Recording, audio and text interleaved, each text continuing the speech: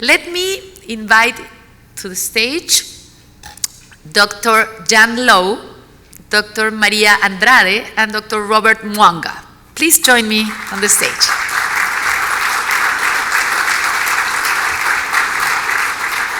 While the laureates make their way to the stage, let me tell you a little bit about what they have accomplished and about them too.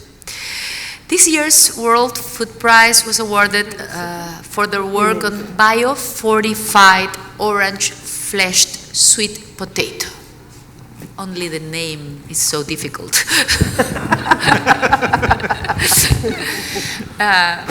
The biofortified orange-fleshed sweet potato has the ability to reduce hidden hunger, and especially it works with vitamin A deficiency.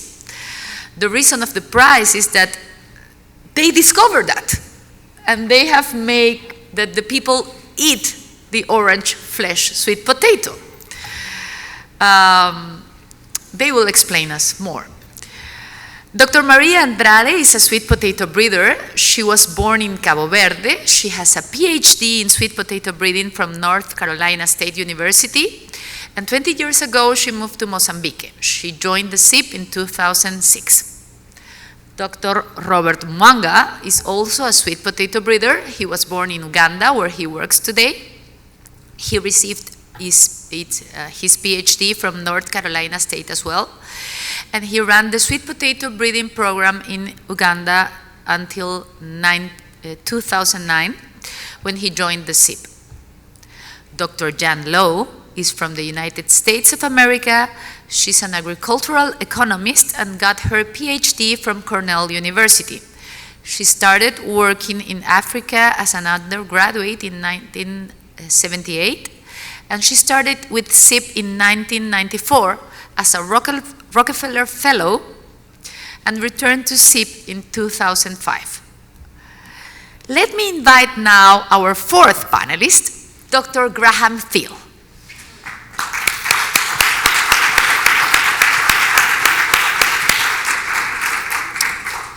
Dr. Graham Thiele comes from the United Kingdom and holds a PhD from Cambridge University in social anthropology.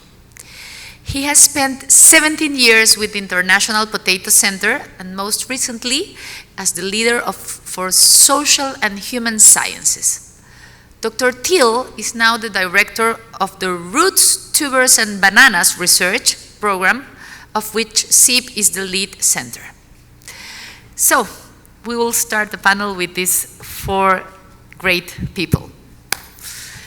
I will take my place.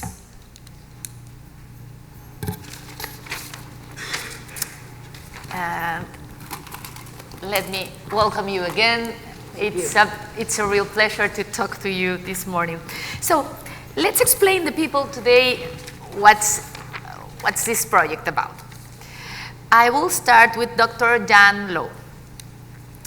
Dr. Low, most Peruvians are familiar. We know the sweet potato, but most of us didn't know how good it was. And certainly we didn't know the amazing things that you have found about sweet potatoes. How can sweet potatoes, or how did sweet potatoes make the African families healthier and the farmers, and gave the farmers a new opportunity? How was this project for you? When did you realize that this project was going to be a success? Thanks very much, Sol. It's great to be here today. And as you've heard from the other speakers, all types of sweet potatoes have good sources of minerals and vitamins. But it's only the ones that are orange inside, with that difficult name, orange flesh sweet potato, that are very rich in beta-carotene, which our body converts into vitamin A. But for whatever reason, because sweet potato camote came from the Americas, the varieties that started out in sub-Saharan Africa were mostly high dry matter, white-fleshed varieties that don't have any beta-carotene. So in 1995, when I joined as a postdoctoral agricultural economist at SIP in Kenya, I recognized that among the materials that were being tested, introduced from other countries, from around the world into Africa, that there were orange ones. And I had minored in nutrition at Cornell University. And I realized we were sitting on a potential powerhouse for addressing vitamin A deficiency in Africa. And the conventional wisdom at that time was Africans and Asians won't eat orange, they don't like the color. But there was a call out from the International Center for Research on Women, looking for women-centered approaches to combating vitamin A deficiency. And we won that grant. And the small study we did in Kenya in the mid-1990s showed that when you introduce the orange flesh sweet potato and you explain to caregivers and women the dietary importance of vitamin A in the diet, everybody likes to take care of their children. Yes. And so we found when we combined orange flesh sweet potato with information on nutrition education, we got the introduction into the young child diet. And we found that the young children loved to eat the orange flesh sweet potato. Wow. That was a multitask work, because you had to work with the authorities and with women, so they work into their families. Yes. Wonderful. How long did it take that? Well, that was the beginning study in 1995 and 96. And so it's been a 20-year process, really getting it adapted and up to scale that you'll be hearing about with my colleagues. Okay, it's wonderful. You deserve the prize. So, Dr. Robert Mwanga, this is a prize that is not given to any research. This has to be a breakthrough innovation. What makes your work and your investigation a breakthrough, and how do you feel about having worked in this? Thank you very much. It has to be an innovation, a new idea, something that will help the masses, the populations, to contribute to their livelihoods. In the 1990s, really, there were only 2 programs in sub-Saharan Africa that were doing real sweet potato breeding, crossing and producing new varieties. So the conventional wisdom would be for a plant breeder who has good training to use what is available. And what was available at that time was outside of Africa. So we imported varieties from Latin America, of course, even from Peru, from Japan, from Asia, the orange flesh sweet potato. And then crossed these with what the farmers were consuming and growing at that time to produce varieties that are adapted. Now, growing is one thing, but tasting and preferring and appreciating is a different matter. These people in East Africa and elsewhere would eat these orange sweet potato, fleshed sweet potato, say, this is not sweet potato, it's not what we eat, because these sweet potatoes in Latin America are soft. And actually the people in East Africa would say, these are watery. And so we had to take time and produce the first varieties. Took 8 years. 8? To get them growing. But then the next step was because growing means they are adapted to growing to the environment, they are resistant to diseases. East Africa has devastating viruses. And so these varieties from outside of Africa would spend 1 season, 2 seasons, and they would be knocked out by viruses. It's not only humans, even plants suffer from these devastating diseases. And so you can appreciate to produce new varieties. And then the next stage was to breed varieties that farmers prefer, that have the characteristics that farmers like and consumers prefer. So the next stage took another 9 years. So we are talking about 18 years to produce the adapted varieties and combining the characteristics that the farmers and consumers like. So that is the innovation, producing new varieties that the consumers like and growers prefer. It's wonderful. And this concept of breeding in Africa, the varieties that can grow and survive in Africa for African people and convince people to eat them and to like them, that's a wonderful work. So Maria Andrade, Dr. Maria Andrade, will speak now about the change of mind. I have read that the sweet potato was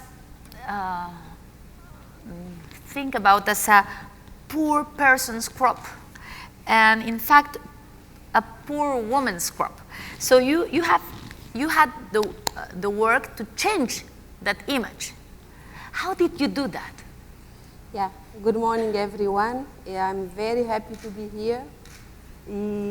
Happy anniversary to see. So to answer your question, as you know, I work in Mozambique. Mozambique was the first country to have a demand creation work. I remember very clear in 1998, we had the first sensitization meeting at the Ministry of Agriculture, where for the first time we brought community nutrition and agriculture together to really look into linking agriculture and nutrition using food-based approach. It was a very successful meeting because we have people from the government, people from the Ministry of Government, from the Ministry of Agriculture, people from the Ministry of Health, to really look into sweet potato, orange flesh sweet potato, as an approach to tackle the vitamin A deficiency. Through our work with the material introduced from outside, like my colleague Robert said, by then we did not have any material bred in Africa to serve Africa. We released the first 9 varieties of sweet potato, and all of a sudden in the year 2000 we had the flood. Then we had to really release this material into the farmers in the flood affected area in southern Mozambique. So, but together with the colleague, we realized, like, if we distribute the vine without putting in place a socio-market strategy, we'll be wasting our time because those vines will be dissolved in the system and it will be any other vine of white flesh. So it was by then that we create the orange brand, which I'm very proud of it. Orange is beautiful, is vibrant, and it goes with us, with our personality. I remember when we had our first vehicle in Mozambique, imported by SIP, to really do the work. It was a white Prado. In a week, that Prado had a transformation. It was all orange. Our colleagues in the National Research Institute said, oh, Maria Andrade has just gone out of her mind. But, as you know, we had to learn with Coca-Cola. Coca-Cola does whatever they can deep in the district where to really promote their product and sell. And our product was orange flesh sweet potato. It's orange, it's a brand, and we're so proud of it. Everywhere we go, it is in orange. We dance, we paint car, we paint market stall, we dance in theater in the village, you name it. And it was the most beautiful time of my life. When you go, you dance with everybody. So this was very interesting because people start looking at those orange people, those orange flesh potato. I was called orange flesh potato for a long orange flesh sweet potato for a very long time. Even the Minister of Agriculture was called also, you are orange flesh sweet potato minister. But with this awareness, you see, today in Mozambique, orange flesh sweet potato is one of the priority crops for Mozambique and is also included in the agriculture investment plan. This is a poor crop which was on the ground and all of a sudden moved into the investment plan. It's no longer a poor people crop, but it became rich because they look for it everywhere to look into all these other diseases. So we are very, very happy. And this was only possible with this branding, with persistence. All these years, 20 years of persistence, orange. If you go when we move in a crowd, everybody's in orange, car is in orange. And we created a slogan together with the Ministry of Health, Department of Nutrition, which say the sweet that give health. You all know every sweet are bad for health, but this sweet is the orange flesh sweet potato. This slogan changed 4 years later when we released the 15 more drought-tolerant variety that was bred in Mozambique for Mozambique with a spilling over in Africa. Now we call it the Mozambican sweet potato that give health. So, but again though, we also realize that this work, it's not just the awareness, is not complete. For us to really document an impact, we need to really document it in children, and we need to really work on changing their feeding patterns, and at the same time, this work is done at the community. So nutrition community is very, very important to really document any kind of impact. Thank you. Great. May you repeat the slogans? The slogan said, the sweet that give health. The sweet O that doce, o doce que dá saúde. El dulce que da salud. Then it's changed, o doce mozambicano que dá saúde, because it's all bred in Mozambique. El dulce de Mozambique que da salud. Yes. So we move with this slogan. Oh, it's great. Yes, because sweet is it's not related normally with health, no? Yes. Sweet, it's sugar, and sugar, it's poison, no? But sweet potato is good sweet. Is good sweet. It's very interesting, and you convince all these people about this. Great. So let's return to Dr. Jan Low, because when I hear you, it's easy to share the passion and to believe you and to want to run and have a sweet potato right now. But I imagine that in the beginnings of the process, it must have been difficult to convince people to invest in this. So how was this process? How long did it take you to convince organizations to put money on this? You need money, not only passion. Okay. Well, it was a very long process, in part because, as you may well remember, in the 1990s, agriculture wasn't on anybody's agenda. The amount of interest in governments and donors in investing in agriculture steadily went down during the 1990s. But also the nutrition community was pretty well convinced that they could solve the vitamin A deficiency problem by using high-dose capsules.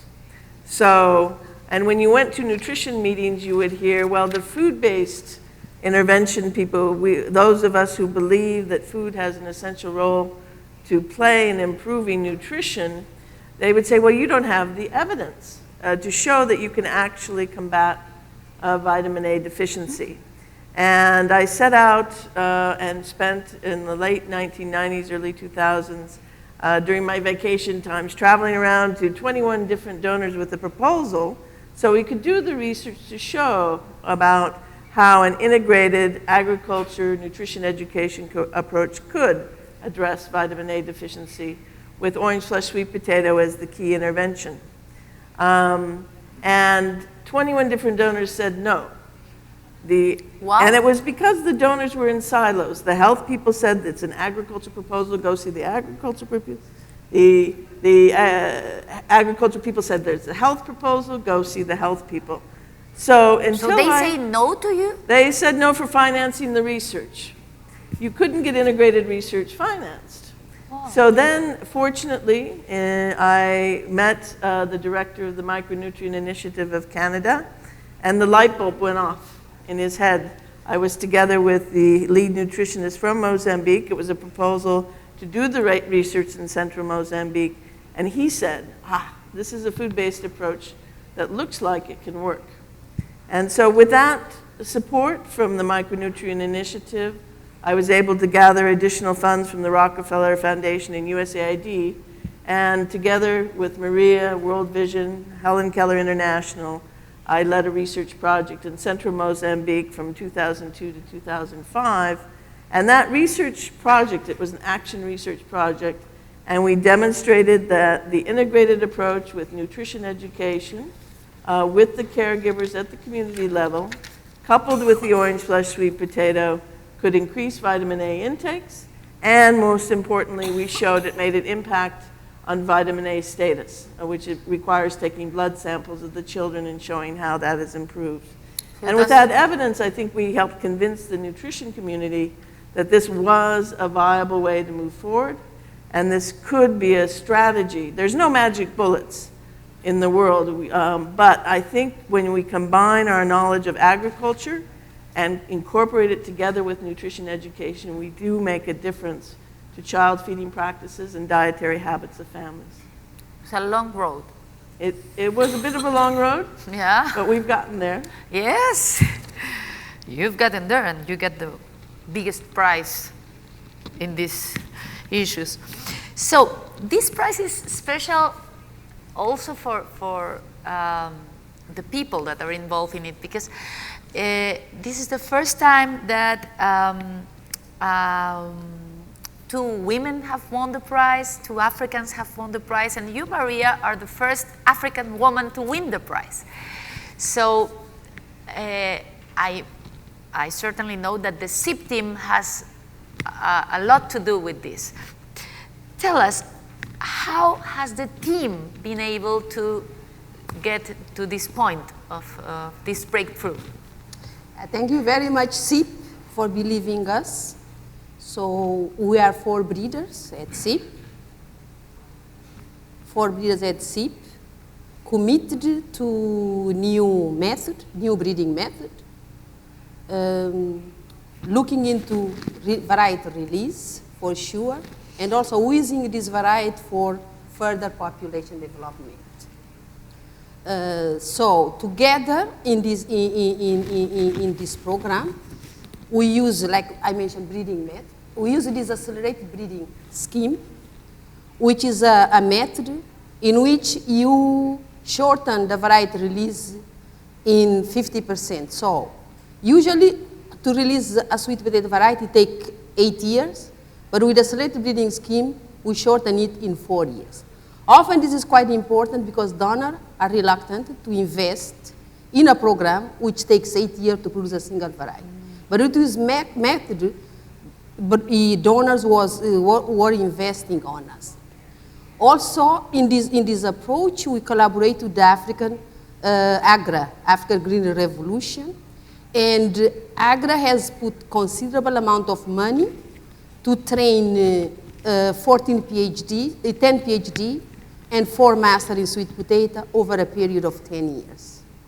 This is very important because it helps us to set up our program, our breeding program, active breeding program in 12 countries in Africa. And 9 of these countries has released together a total of 64 variety of sweet potato, being 40 orange flesh sweet potato, and then 2 purple flesh sweet potato. If we look at this is a tremendous capacity that we developed in Africa on this type of collaboration. And I believe that this type of collaboration will make a sweet potato program in Africa very sustainable. But it's only with this collaboration and with good leadership, with new approach, new method, that we are able to really bring all this variety for the sweet potato community, for the farmers in the village who mostly need this sweet potato. And indeed, these varieties are much more productive than whatever they had at their hand. Thank you. Collaboration and teamwork is very important, so that's SIP's work. Dr. Robert Mwanga, I've read here that you have reached over 2 million households. 2 million. How does it take to get you such a goal, and how much further do you think you will go? Yes, Africa is vast. No single organization can tackle and solve the problem of malnutrition. And this work, we were lucky that it became to be funded by the Bill and Melinda Gates Foundation, In 2009, when the Sweet Potato for Profit and Health initiative was launched, to prove the potential of orange flesh sweet potato, and of course, to raise the image of sweet potato from being a poor man's crop or woman's crop to high profile, that is a food that is appreciated by all as a health food. And because the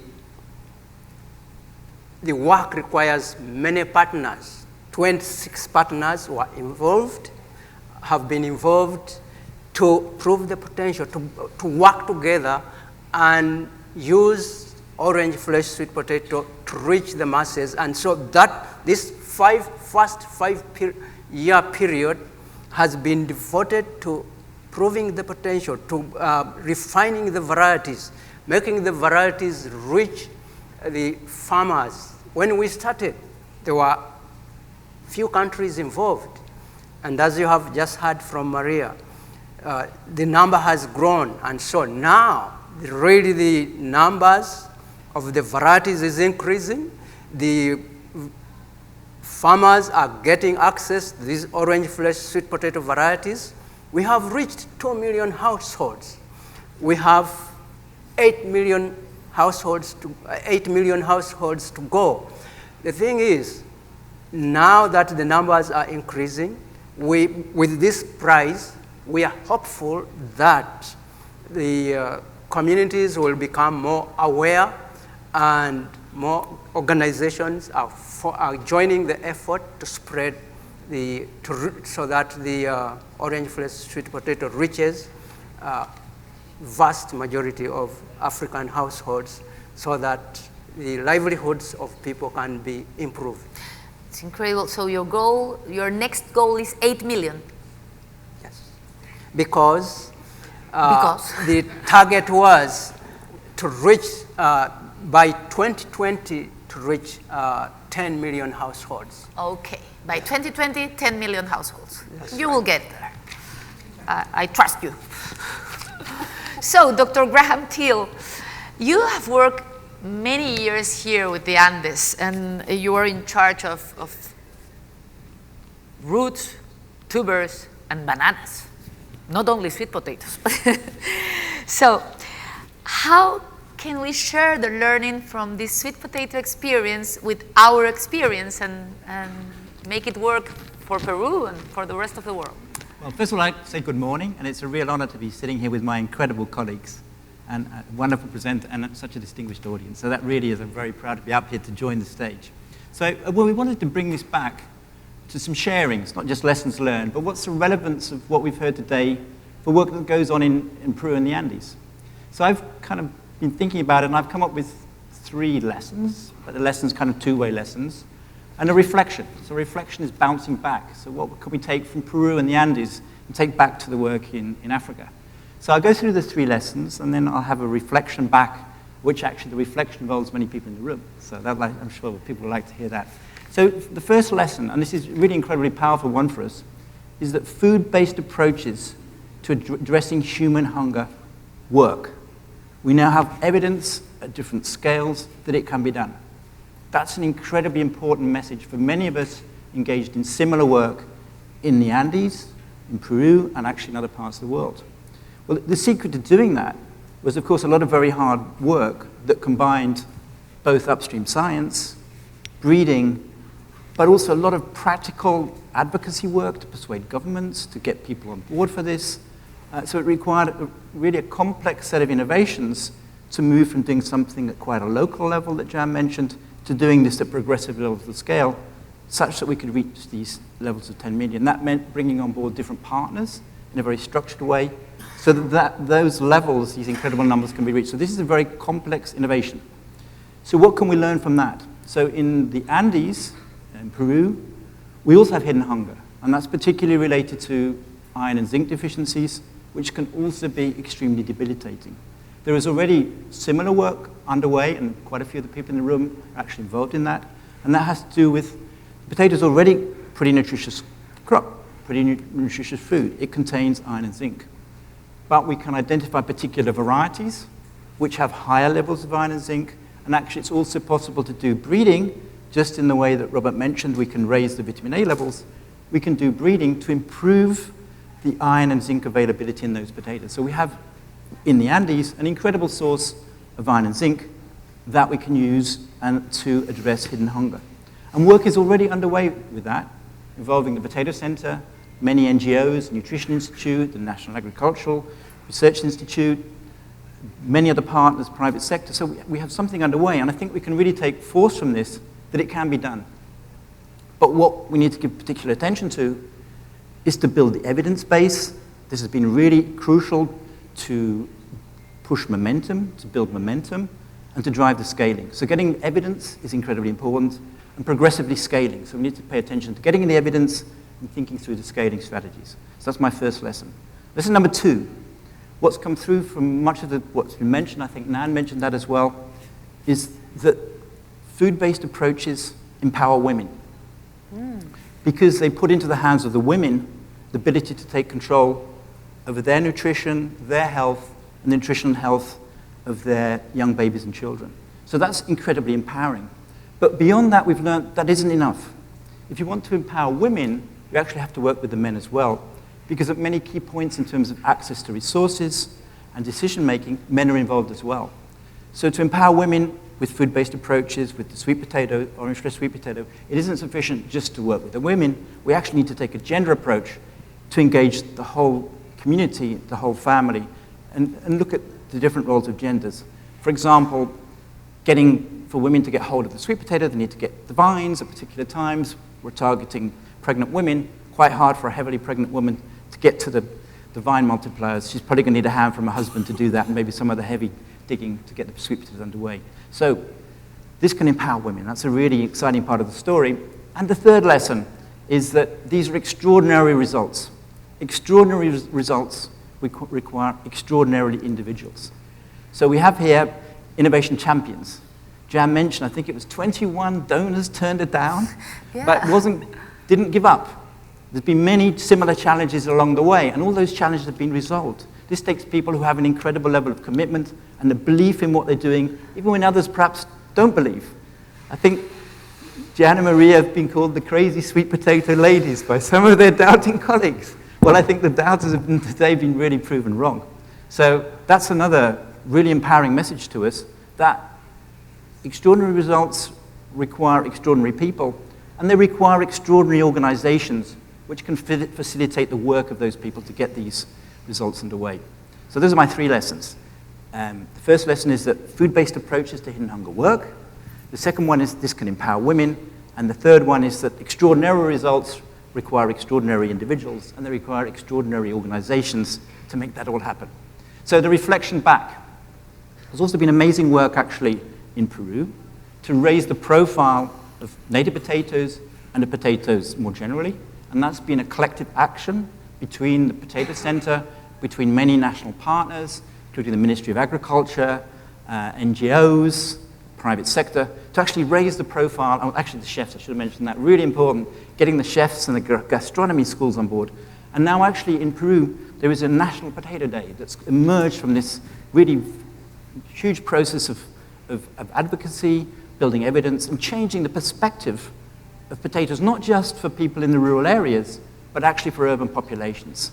So I think we can actually learn in Africa from this experience of building nutritious value chains through advocacy that can reach not just people in the rural areas, which is we absolutely want to do, but we can actually change diets in urban populations through advocacy to change this perspective of our crops, which is sometimes seen as the poor man's crop or the poor woman's crop. We want to change that perspective for everybody in Africa and throughout the world. So on those notes, I'll rest my case. Thank you, Dr. Graham. And now, I think we have to finish with the panel with one last word or few words from each of you. And I have to ask you, what does sweet potato means to any one of you? Sweet potato. What do you think? Sweet potato. We've been talking about the success story here. Success brings satisfaction. But in this case, we are talking about reducing or eliminating vitamin A deficiency. We have done great work, but there are still millions that need to get the orange sweet potato to reduce malnutrition so that they don't go blind and also they don't die. So for you, it's a matter of life and quality of life. What is sweet potato for you? Sweet potato is my life story. I mean, I don't remember a single day that I did not mention sweet potato. And if you really ask me, Maria, I'll give you $500 a day if you don't mention sweet potato. I'm afraid I will lose. So it's part of my life. But above all, sweet potato means very good strategic food for malnutrition, to really look into 58 million children in Africa that are still malnourished. It also means that the sweet potato that we did, but we have a long way also to do to address these deficiencies. Dr. Jan? Well, the one word is passion. Orange is a passionate color. I think we're passionate about what we do. Join the passionate movement. And let's make a difference because, as we always say in sub-Saharan Africa, health is wealth. Okay, passion, quality of life, life story itself, a long way to go. And for Dr. Graham Thiele? Well, for me, I think I'd sum it up as inspiration, that it means that the work we do can truly make a difference to health, prosperity, and women's empowerment for some of the needy people around the world. So for me, the word would be inspiration. It's wonderful. Have you ever think about this? Tomorrow, when you go to a restaurant and ask for a ceviche, please ask it with passion, life, opportunities, and all this. Thank you very much. Thank you.